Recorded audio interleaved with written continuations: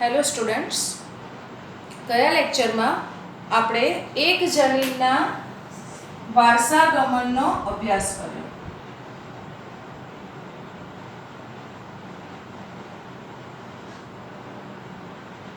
એને થોડું રિવાઇઝ કરીએ.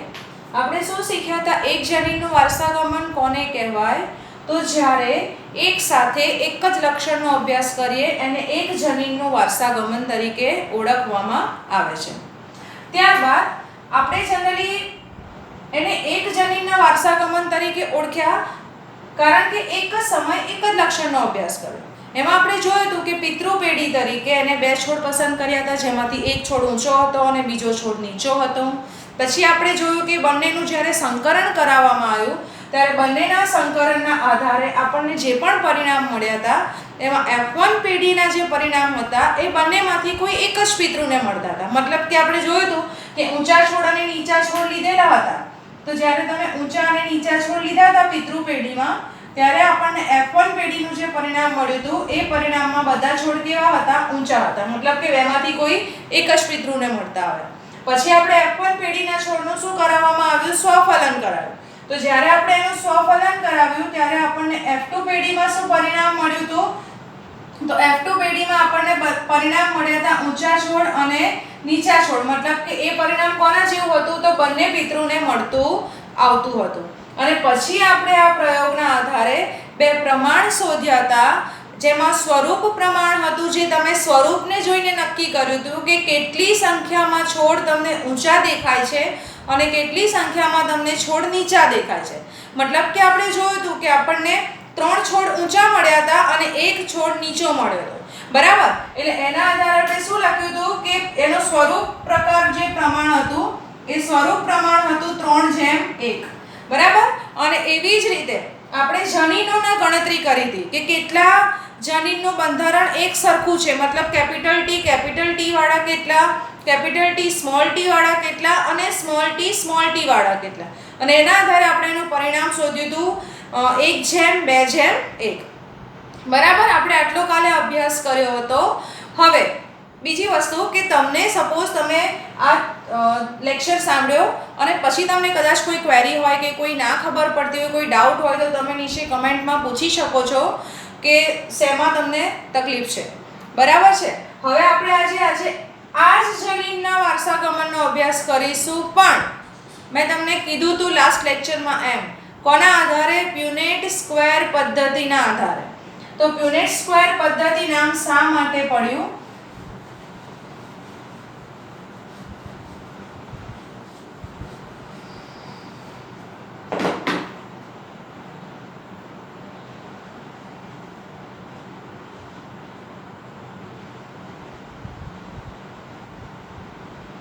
શા માટે આ પદ્ધતિનું નામ પ્યુનેટ સ્ક્વેર પદ્ધતિ પડ્યું? એક બ્રિટિશ જનીન શાસ્ત્રી છે. એ બ્રિટિશ જનીન શાસ્ત્રીનું નામ છે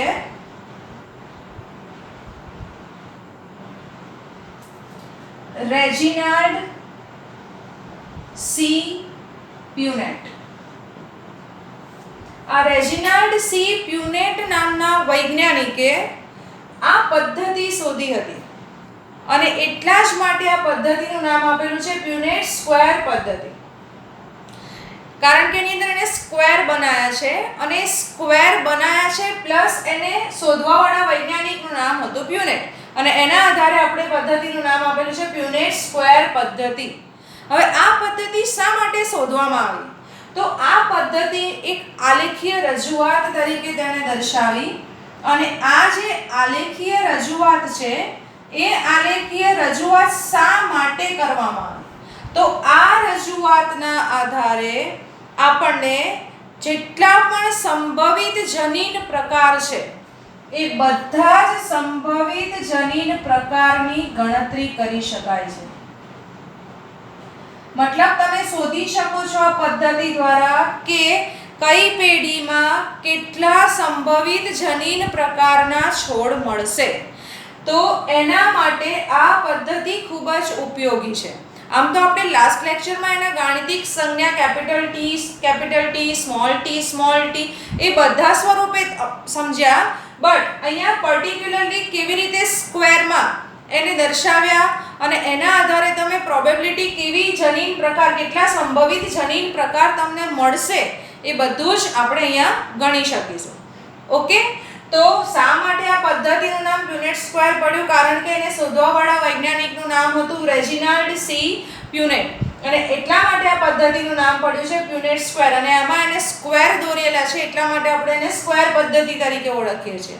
અને બીજી વસ્તુ કે આ પદ્ધતિનો મુખ્ય હેતુ શું છે? તો આ પદ્ધતિની જે આલેખીય રજૂઆત છે એ રજૂઆતના આધારે આપણે એનો સંભવિત જનીન પ્રકાર કેટલા મળશે એની ગણતરી કરી શકીએ છીએ. તો શરૂ કરીએ. સૌથી પહેલા પિતૃ પેઢીમાં એઝ ઇટ ઇઝ એને બે છોડ પસંદ કર્યા હતા, ઊંચા છોડ અને નીચા છોડ, જેનું જનીન બંધારણ હતું કેપિટલ ટી અને નીચા છોડનું જનીન બંધારણ હતું સ્મોલ ટી. ઊંચા છોડ એને નર તરીકે અને નીચા છોડ માદા તરીકે પસંદ કર્યા. હવે બીજી વસ્તુ કે જ્યારે આપણે આ પ્યુનેટ સ્ક્વેર પદ્ધતિનો અભ્યાસ કરી રહ્યા છે ત્યારે આમાં જે જન્યુઓ છે શરૂઆતમાં, તો આપણે જે પિતૃઓમાં જે જન્યુઓ લઈએ છીએ એ જન્યુઓને સૌથી ઉપર બંને તરફ ડાબી બાજુએ હરોળમાં દર્શાવવામાં આવે છે, જેમ કે આવી રીતે આપણે આ સ્ક્વેર બનાવીએ છીએ.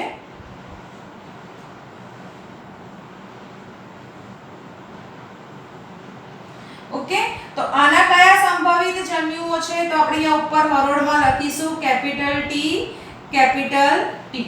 સેમ વે આના કેટલા સંભવિત જન્યુઓ છે? તો એના સંભવિત જન્યુઓ છે સ્મોલ ટી.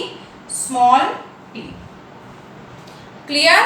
તો અહીંયા સૌથી પહેલો મુદ્દો કે અહીંયા આગળ આપણે એને સૌથી ઉપર ડાબી બાજુએ હરોળમાં દર્શાવીએ છીએ. કોને?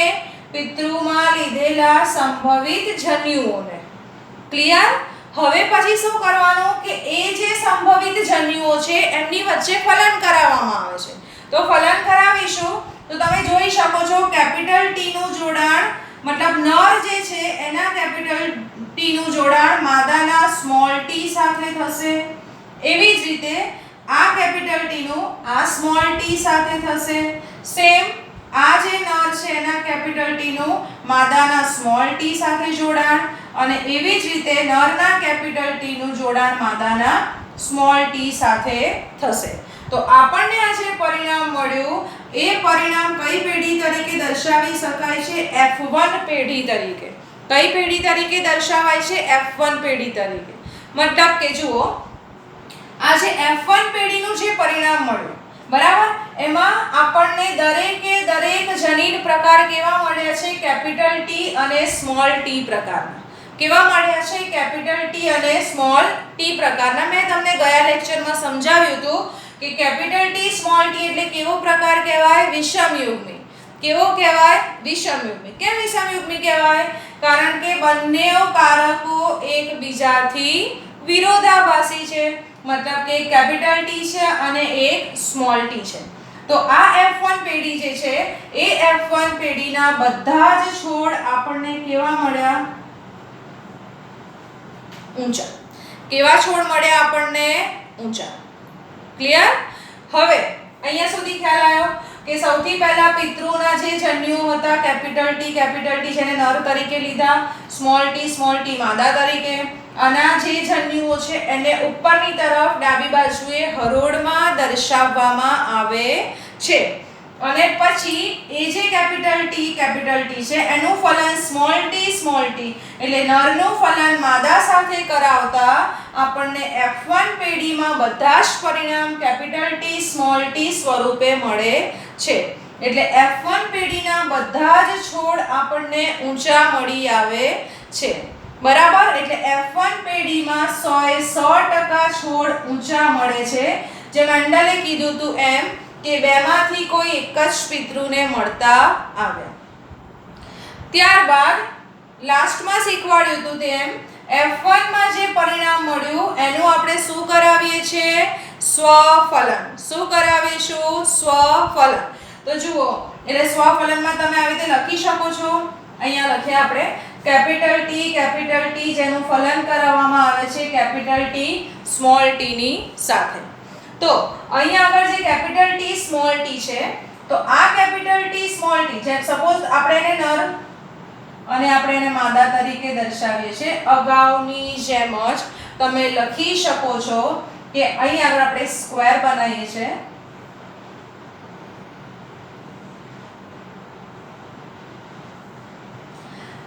જેવી રીતે આપણે ઉપર હરોળમાં લખ્યા હતા આમાં, એવી જ રીતે અહીં આગળ હરોળમાં દર્શાવીશું. આમાં જન્યુઓ કયા કયા પ્રકારના હોઈ શકશે? તો એક કેપિટલ ટી પ્રકારનો જન્યુ અને બીજો સ્મોલ ટી પ્રકારનો જન્યુ. એવી જ રીતે અહીંયા માદામાં પણ કયા કયા હોઈ શકશે? કેપિટલ ટી પ્રકારનો જન્યુ અને સ્મોલ ટી પ્રકારનો જન્યુ. લખી શકાય.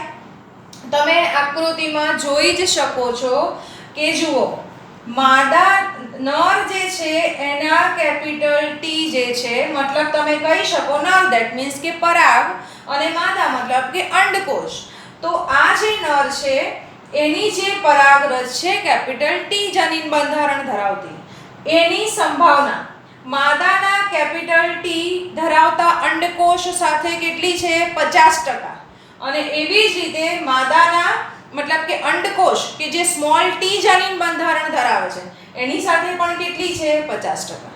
કહી શકાય એમ સમજાવે છે કે નર છે કે જેની પરાગરજ કેપિટલ ટી જનીન બંધારણ ધરાવે છે, બરાબર, તો એનું માદાના અંડકોષ, કયો અંડકોષ? તો કે જે કેપિટલ ટી જનીન ધરાવે છે એની સાથે જોડાવાની સંભાવના કેટલી છે? 50%.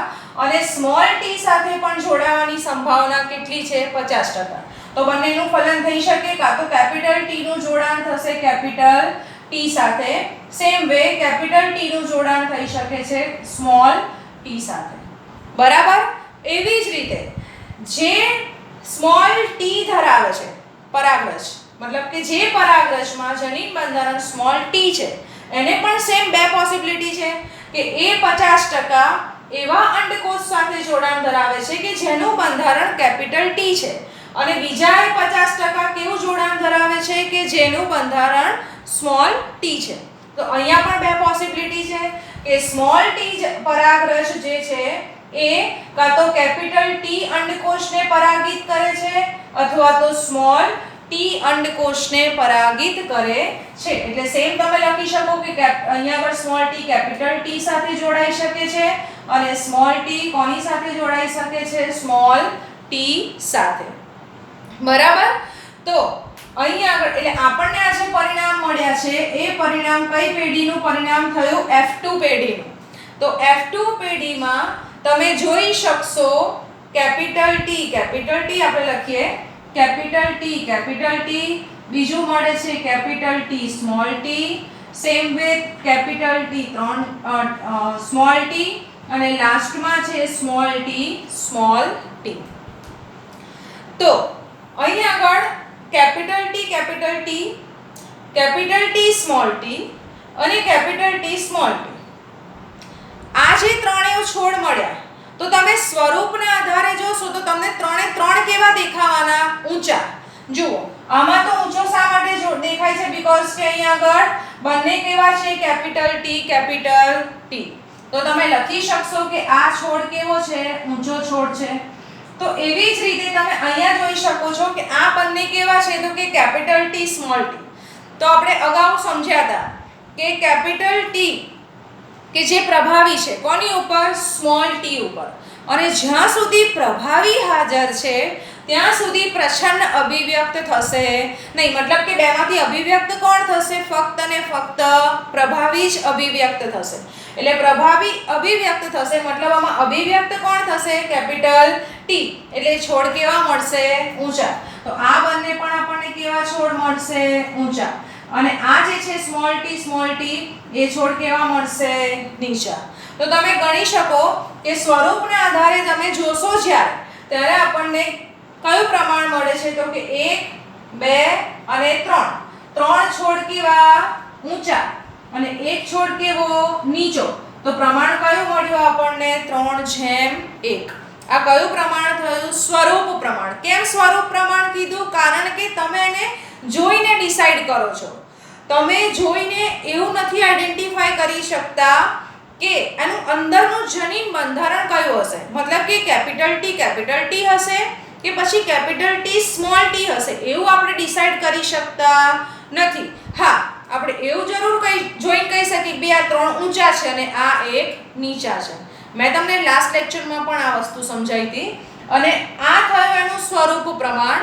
અને એવી જ રીતે આપણે જ્યારે સરખા જનીનોની ગણતરી કરીને લખીશું ત્યારે આપણે એને કયું પ્રમાણ કહીશું? જનીન પ્રમાણ. ધેટ મીન્સ કે કેપિટલ ટી વાળું એક, કેપિટલ ટી સ્મોલ ટી વાળા કેટલા છે? બે, અને સ્મોલ ટી જનીન વાળા કેટલા છે? એક. તો આપણે એનું જનીન પ્રમાણ લખીશું 1:2:1. ક્લિયર? કેમ કે એક કયા છે? કેપિટલ ટી, બે કયા છે? કેપિટલ ટી સ્મોલ ટી, અને એક કયા છે? Small T. અહીંયા સુધી ખ્યાલ આવ્યો બધાને? તો આપણે આ જે છે સ્ક્વેર દોરી અને જેટલા પણ સંભવિત જનીનોના પ્રકાર મળી શકે છે, મતલબ કે ચાહે કેપિટલ ટી હોય, કેપિટલ ટી સ્મોલ ટી હોય કે પછી સ્મોલ ટી હોય, જેટલા પણ સંભવિત જનીન પ્રકાર આપણને મળે છે એની આપણે શું કરી શકીએ છીએ? ગણતરી કરી શકીએ છીએ. બરાબર? તમે આમાં મતલબ કહી શકો છો કે 1/4 જે છે, જુઓ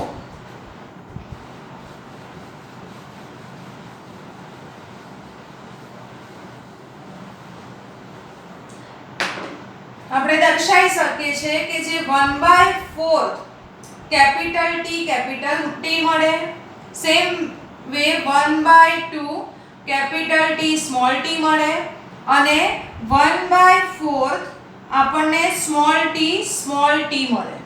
બરાબર છે? આ કયું પ્રમાણ થયું? જનીન પ્રમાણ. ધેટ મીન્સ કે 25% capital T, 50% capital T small T, અને 25% આપણને મળે છે સ્મોલ ટી. બરાબર? ક્લિયર?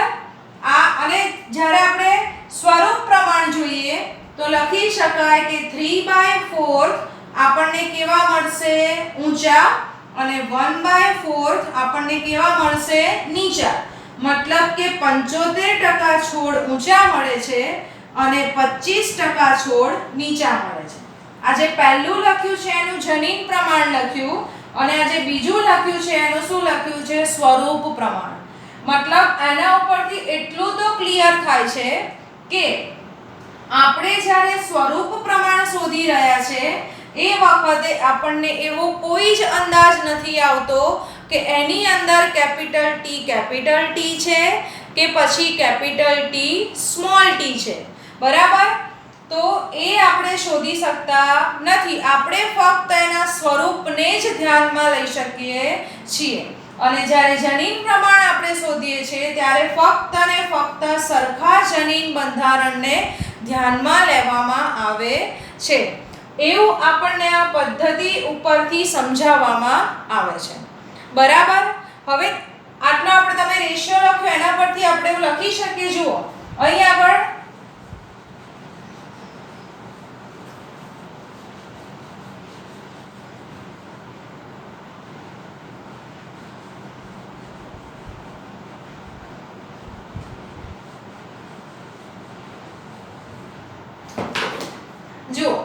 આગળ આપણને 1/4:1/2:1/4 એવું પ્રમાણ મળ્યું. 1/2:1/4:1/2. બરાબર? આ પ્રમાણના આધારે આપણે એને દ્વિપદી ax + by ના હોલ સ્ક્વેર તરીકે દર્શાવી શકીએ છીએ. ax + by whole square. બરાબર? જેમાં આપણે બંનેનું જે પ્રમાણ છે, 1/4:1/2:1/4. ઓકે. તો આ જે છે જેને આપણે ax + by ના હોલ સ્ક્વેર તરીકે દર્શાવીએ છીએ, જેમાં આપણે કેપિટલ ટી અને જે સ્મોલ ટી છે એનું સરખું પ્રમાણ 1/2 રાખીશું.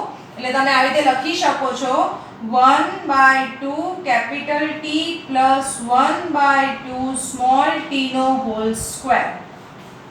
લખી શકાય ax + by ના હોલ સ્ક્વેર તરીકે 1/2 કેપિટલ T અને 1/2 + 1/2 સ્મોલ t નો whole square is equal to 1/2 capital T plus 1/2 small t.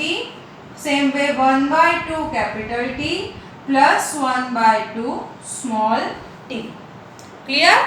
Now, करो इनो expansion 1/2 1/2 मतलब 1/4 capital T plus 1/2 1/2 that means 1/4 capital T small t plus 1/4 capital T small t plus 1/4 small t small t.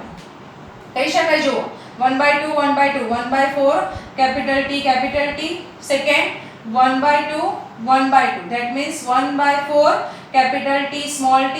Same way 1/2 1/2 तो 1/4 capital T small t plus 1/2 1/2 that means 1/4 small t small t. અહીંયા તમે લખી શકો છો અહીંયા 2/4 થશે ને मतलब 1/4 capital T plus 2/4 2/4 is equal to તમે 1 2 જા થાય 1/2 થાય તો 1/2 capital T small t plus 1/4 small t small t. આવી ગયું આપણને આજે પ્રમાણ મળ્યું હતું તે. તો આ પ્રમાણના આધારે આપણે એને દ્વિપદી સ્વરૂપે દર્શાવી શકીએ છીએ ax + by નો હોલ સ્ક્વેર કે જેમાં કેપિટલ T સ્મોલ t નું પ્રમાણ 1/2 1/2 સરખું લઈ શકીએ છીએ અને 1/2 capital T plus 1/2 small t નો whole square is equal to અને એના આધારે આપણને પરિણામ મળ્યું 1/4 capital T plus 1/2 capital T small t and 1/4 small t small t. Clear? આ થયું પ્યુનેટ સ્ક્વેર પદ્ધતિ. કઈ પદ્ધતિ થઈ? પ્યુનેટ સ્ક્વેર પદ્ધતિ. આ પદ્ધતિનું મેઇન કારણ શું? હમણાં સ્ટાર્ટિંગમાં શીખવાડ્યું કે આ જે આલેખીય રજૂઆત કરવામાં આવી છે એ આપણને શેના માટે? તો કે સંભવિત જનીન પ્રકારની ગણતરી માટે જ કરવામાં આવેલી છે. મતલબ સંભવિત જનીન પ્રકાર કાં તો કેપિટલ T છે, સંભવિત જનીન પ્રકાર કેપિટલ T સ્મોલ t છે કે પછી સંભવિત જનીન પ્રકાર સ્મોલ t છે. ક્લિયર? ઓકે. તો તમે આ વિડિયો જોજો, છતાં પણ તમને પ્યુનેટ સ્ક્વેર પદ્ધતિમાં કંઈ પણ પ્રોબ્લેમ લાગતો હોય કે કંઈ પણ ડાઉટ લાગતો હોય, ના સમજાયું હોય તો તમે કમેન્ટમાં મને પૂછી શકો છો. બરાબર? એની એ જ વસ્તુ છે પણ એને સ્ક્વેરના ફોર્મમાં દર્શાવેલી છે. ક્લિયર? તો આ જે પ્યુનેટ સ્ક્વેર પદ્ધતિ છે પછી મેન્ડલે જે અગાઉ એક સંકરણનો જે નિયમ દર્શાવ્યો એ નિયમના આધારે મેન્ડલે સિદ્ધાંત આપ્યા હતા. એ સિદ્ધાંતને આપણે શું કહીએ છીએ?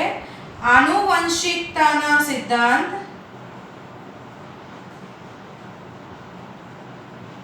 અથવા તો આનુવંશિકતાના નિયમો. એને આપણે મેન્ડલના આનુવંશિકતાના સિદ્ધાંત અથવા તો મેન્ડલના આનુવંશિકતાના નિયમો તરીકે ઓળખાવીએ છીએ. તો મેન્ડલે કેટલા નિયમો આપ્યા? 2 નિયમો આપ્યા. શેના આધારે આપ્યા? તો એક જનીનના વારસાગમનના આધારે એણે 2 નિયમો આપ્યા. એમાં સૌથી પહેલો છે પ્રથમ આનુવંશિકતાનો સિદ્ધાંત, જેને કહેવામાં આવે છે પ્રભુતાનો નિયમ, અને બીજું છે દ્વિતીય આનુવંશિકતાનો સિદ્ધાંત કે જેને આપણે કહીએ છીએ વિશ્લેષણનો નિયમ.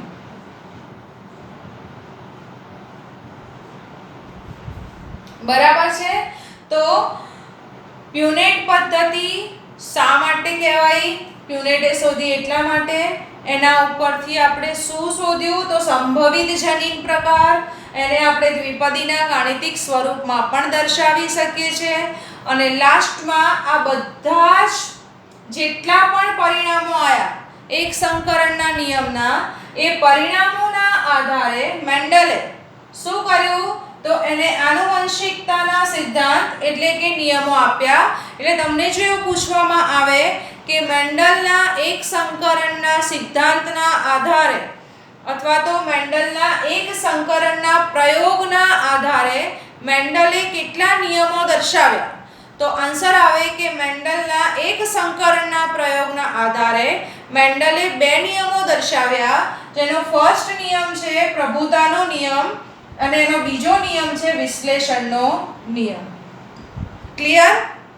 આટલું રીડ કરીને કોઈ ડાઉટ હોય તો કમેન્ટમાં પૂછજો. કાલે આપણે જોઈશું પ્રભુતાનો નિયમ અને વિશ્લેષણનો નિયમ. Okay, thank you.